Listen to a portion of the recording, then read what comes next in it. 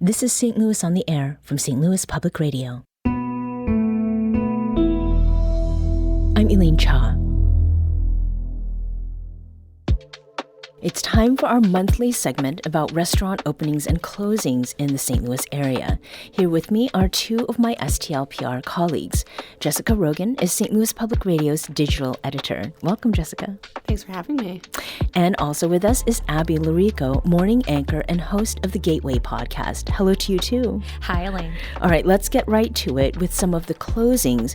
And probably the most notable last month was the fine dining restaurant Tony's in Clayton.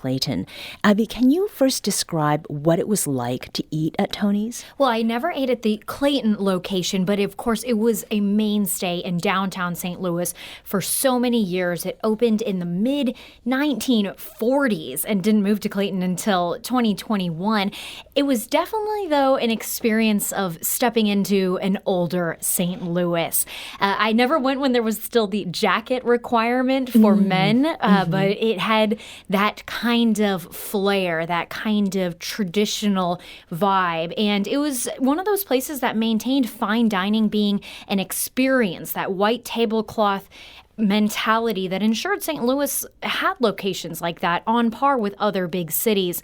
Unclear exactly why they closed, but they did say that it was with a mixture of gratitude and a heavy heart. But it had a couple different iterations in that long history, so I'm staying tuned to see if we see anything new from that family. All right, something else could pop up. Jessica, what do you make of where we are with the popularity of fine dining overall? So we've seen a lot of retraction in the fine dining scene, not just in St. Louis. That's a national trend and possibly an international trend. And it honestly has a lot to do with how dining habits have changed since the pandemic. You know, restaurants have made their dining rooms smaller, and takeout has become much more of a business model. So it's not that people are necessarily spending less on food. It's just that they want it at home. And one of the things that we all know about restaurants is that profits are razor thin. Mm-hmm. And, even a little bit of retraction in the fine dining space, can mean the closure of restaurants like Tony's. Not saying that's why Tony's specifically closed, but places like Tony's.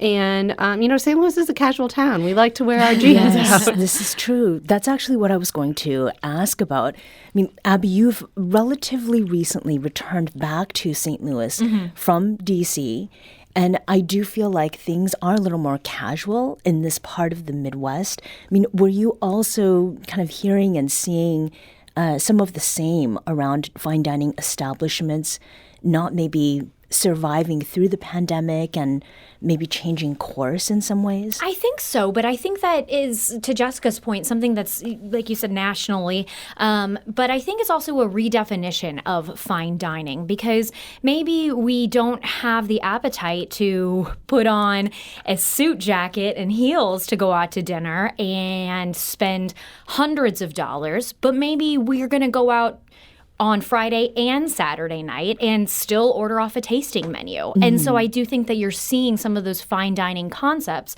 like small plates, shareables, tasting menus, and kind of experiential type places like Pavilion, Mainlander, the Supper Club there, Wright's Tavern, where I still haven't been able to get a reservation.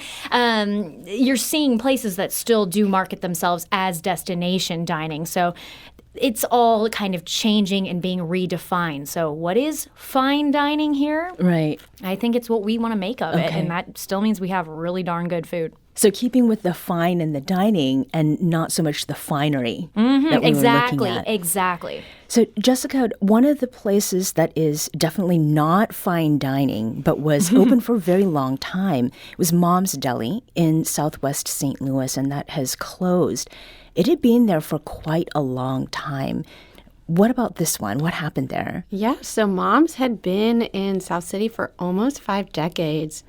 And this is a tale of siblings turned against each other. The grandchildren of the original owners, 3 of them, 2 siblings sued the third, accusing the last of self-dealing because the rental rate for the business to the building was pretty low. And, not changing. I think it was a 20-year term. And so, this lawsuit finally settled, and the result of that was an eviction deal. And, for all the drama there, St. Louisans, I think, brought it even more. Like, if you went there on the last day, there was a line around the block. It was cold, but people still needed their mom's deli sandwich. Well, and so we'll have to look other places now for the same kind of fare. Abby, another restaurant that has closed is out in Crestwood. Tell us about King Edward Chicken and Fish. Yeah, it's one of those if you know kind of places. It is what I saw someone online call her dietary splurge spot, because you could go there and just dive right in, and it's delicious. But luckily for fans of King Edward's fried chicken, they are keeping their St. Charles location open, so you can still make sure you get your fix, get that splurge in there. And it will actually be replaced by another concept, the Grace Chicken and Fish, which is an extension, of course, of Grace Meat and 3 in the Grove. And so there will still be a locally owned chicken and fish outpost, and there will still be a King Edward chicken in our area. So I'm going to go with this one with a glass half full of water, because that stuff's salty. Okay. Jessica, what's another closing that came across your radar? Yeah, so another significant closing was Wave Taco in downtown. So we've heard, restaurants and businesses saying, crime is closing, making us close shop downtown. We know that crime stats have actually improved a lot. But Wave Taco was saying that, they've been there for 15 years. They can't deal with things like break-ins and theft anymore. And so they are taking their business and their volleyball operation. They had a sand volleyball courts. Oh, okay. That's the Wave. That's the Wave, yeah. And they're going over to the Illinois side. Let's talk about openings, because there are actually many more of those than closings, which I think is good news for many people. And we'll begin at perhaps an unexpected place for restaurant openings, and that is St. Louis City SC's stadium, which is now called Energizer Park. And it's now in its third season, and the team there has continued to prioritize great local restaurants. Abby, what's been behind that? Well, Chef Gerard Kraft, a locally renowned restaurateur, he has been the flavor officer there since its inception, and he's really done a good job, I think, of continuing to curate a variety of local flavors. And yes, the name has changed from City Park to Energizer Park, but one thing you'll continue to hear from folks is that they don't eat before they go to the games. They wait until you get there, and that's definitely not the case for a lot of different sports stadiums. Now, I've had the fattened calf at a game before, as well as Antonino's Taverna. I mean, just looking at the list of restaurants, we've featured quite a few proprietors of these restaurants there. So what is new this season, Jessica?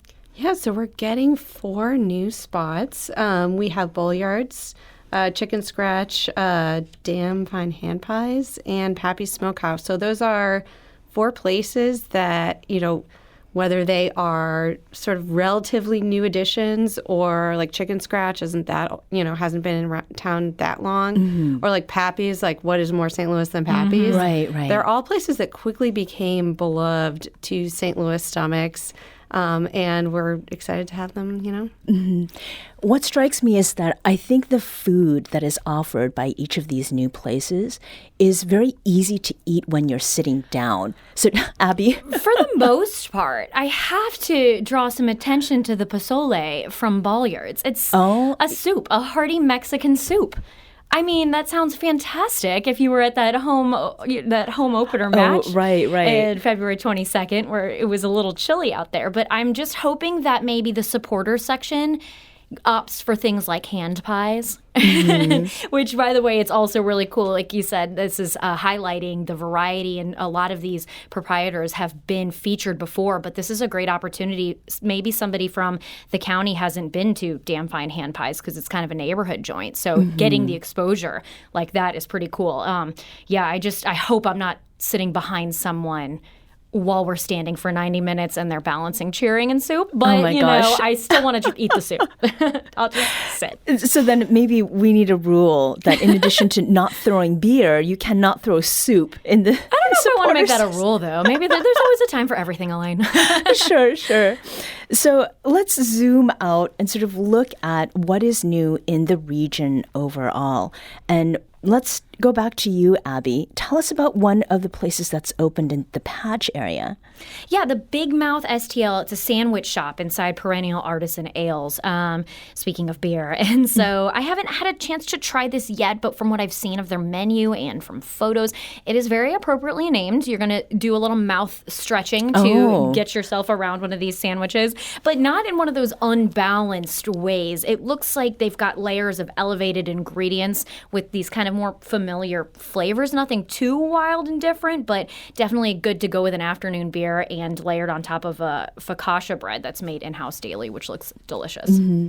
And there's a place out in St. Charles that's doing something with an ingredient that many people look to, especially if they're looking for vegetarian options, right? This could be a great option for people who are trying to cut down on their meat consumption, maybe for Lent or maybe period. At Irby Farms in St. Charles, the fungiculturalists there are, they're St. Charles-based, and they're mushroom farmers. And they've been selling their products at local shops and restaurants and even bakeries and farmers markets for the past couple years. Now they've opened a shop on St. Charles Main Street to sell everything from mushroom powders for cooking, cultivation kits, pizzas, baked goods, like think chocolate chip cookies with mushrooms in them, and different things that you might not think of as being mushroom substitute appropriate, like mushroom roast beef. So there you go. Okay, well, it sounds intriguing at the very least. Now, Jessica, coming back into the city, there is a place that has opened on Cherokee that has some connection actually to the Austin area, right? Yeah, so that would be the Good Strangers, which is a new coffee shop opened by Sarah Fisher. She's a St. Louis native who, has moved around, been in hospitality for, she told me, 25 years, and recently moved back. Didn't intend to start a business here right away, but everything fell into place, and Good Strangers is a very, welcoming, open coffee shop, standard kind of coffee drinks, but then also really interesting ones. Like she has a tahini latte. You wouldn't think tahini belongs in coffee, but I guarantee you it tastes good. It sounds good. Yeah. And then just, some bagels and other small breakfast items. Mm-hmm. And tell us, too, about another place that is coming in kind of to fill a little bit of a hole that has been left by breweries that are closing. Yeah, so we've seen a bunch of breweries close recently. One actually just down the street from Good Strangers, but Olivet is actually expanding their brewery options with Great Heart Brewing, opened by John and Helena Valentine on Valentine's Day, of course. Oh, okay. Nice tie-in. It is a European-style brewery, and it has the stylings of a European-style brewery, so soaring ceilings, that kind of rustic architecture, Pilsners, that kind of European-style beers. Mm-hmm. And I drove by there actually and saw it. There were quite a few people inside, so that's a good Excellent. sign. Abby, tell us about the relocation of Pieces, specifically Pieces board game bar and restaurant. Yeah, so they relocated. They passed go, made a couple steps forward, if you will. It's a good news for this concept because it's a place a lot of people really love. They moved to a larger space. So if you're unfamiliar, it's exactly what it sounds like. You can eat food and check out board games and hang out with some of your friends and try some of these different games. So in this larger space, they've been able to accommodate some free parking, which that's a big sell, I know, for a lot of folks. It's not too far down the road, and it also is able to reduce the price of their access to their game library. So it was already $5 a person, and that's already, according to the owners, cheaper than most similar concepts, but now it's only $250. And one thing I think is kind of cool is it's in an old Art Deco building that has served as a police station in the past. So because of that, they've rehabbed some holding cells, which they're calling vaults, and you can use those to host your game night. Oh, interesting. Yeah, okay. Right? And Jessica, wrap this up with Side Project Pizza. Yeah, so Side Project Pizza is in Maplewood. It's across the street from Side Project Brewing. And for people who aren't familiar, Side Project is probably the destination tasting room and brewery in the region. If you want something obscure or delicious, that's where you go. They recently, added food for the first time in a decade, and the person who was leading the efforts was Adam Altner. And he is also one of the people who had opened a pizza place across the street, Pizza Champ. When that closed, it just seemed to make sense to, bring it in-house. And so now we have Side Project Pizza. Mm-hmm. So before I let both of you go, there are a couple of religious observances and their connection to dining to talk about. Ramadan started over the weekend, and that means that Muslims who fast from dawn to sunset will break each day's fast with iftars. That's the meal that's eaten after sunset during the holy month. And the St. Louis area is notable in that many mosques have free iftars at sunsets, whereas in other cities it's actually more common to go to restaurants. Now, St. Louis is also a big Catholic town, and this Friday is the first Friday of Lent, which is when Catholics abstain from eating meat. And this is where we enter fish fries. Abby? Tell us about this. Yeah, I'm happy to talk fish fries here. I'm glad to be back in St. Louis for fish fry season. Of course, with the tradition of not eating meat during Lent, which is the 40 days leading up to Easter. One thing I'll note, it's not always at churches. American Legion's Hall in Collinsville is a local favorite. Not all of them have fish. The First Unitarian Church does an unfish fry where they do Mediterranean vegetarian meals. But of course, there's plenty of fish. St. Cecilia has the Mexican fish fry. So does Our Lady of Guadalupe in Ferguson. A lot of places have live music. Some offer ordering ahead. A lot of them now have drive-thrus, which I think is wild. It helps you plan ahead. And personally, I'm already making plans to go to St. Peter Parish in St. Charles. It's where my grade school was. My friends and I used to hate how the building smelled while they were making the coleslaw and preparing the fish batter on Fish Fridays. But now it's just such a great excuse. We've got families and stuff to gather around, have a good meal, relatively inexpensive, and just get together with the community. So visit your local fish fries. There's signs outside churches everywhere. Mm-hmm. And Jessica, no plans to do fish fry this time? So I am the only St. Louisan who has never been to a fish fry, but maybe I'll make it this year. Yeah, I'll take Jessica. Oh, thank you. Jessica Rogen is St. Louis Public Radio's digital editor, and Abby Llorico is morning anchor and host of the Gateway podcast. Abby and Jessica, thanks for joining us today. Thank you. Thank you. You can see the full list of new restaurant openings and closings at stlpr.org/new restaurants.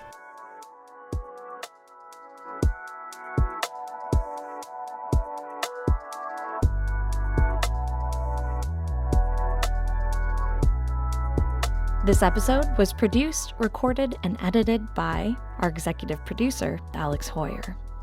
Audio engineering and podcast design by Aaron Dorr.